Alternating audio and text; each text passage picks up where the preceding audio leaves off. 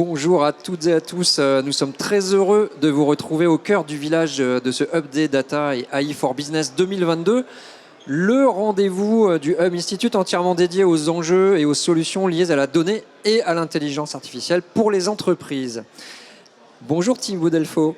Bonjour. Vous êtes directeur Solutions Consulting Europe chez Tilium.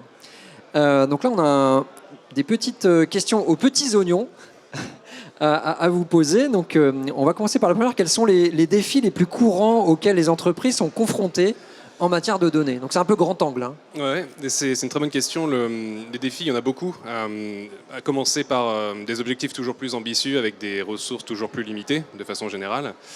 On observe aussi un effet de concurrence au niveau de la donnée. Il y a certaines entreprises qui commencent à utiliser la donnée de façon très très smart et qui commencent à dégager vraiment un avantage compétitif grâce à cette donnée. Un autre défi, c'est bien sûr et toujours les silos de données, où chaque technologie fonctionne un peu en cercle fermé. Il est très difficile de connecter la data du CRM avec celle de l'application, du web, du mobile, online, offline. Ça, c'est quelque chose qu'on voit qui est toujours problématique. Et il y a bien sûr évidemment des contraintes de régulation très très fortes aujourd'hui avec GDPR, mais aussi la fin des third-party cookies qui vont entraîner des contraintes de plus en plus fortes et qui vont continuer à évoluer. Donc il faut être préparé pour ça, c'est quelque chose qui est là pour rester. Très bien, GDPR donc. Hein, GDPR. Pour les francophones. Voilà. Alors, comment les marques transforment-elles le CX, enfin la consumer experience, grâce à la technologie? Alors l'idée, c'est de ne pas utiliser la technologie à des fins technologiques stricto sensu. La technologie, elle est là pour améliorer l'expérience client. Donc c'est à ces fins-là qu'il faut l'utiliser. L'idée, c'est de créer une relation plus personnelle et plus authentique avec ses clients grâce à cette technologie. Et si possible, de créer un échange de valeurs. C'est ce dont je parlais lors de la conférence. C'est de montrer que si je partage, moi, en tant que consommateur, plus de données avec la marque, je vais obtenir plus de valeur. Donc, ça peut être plus de personnalisation, par exemple, une meilleure compréhension de quelles sont mes attentes vis-à-vis de la marque.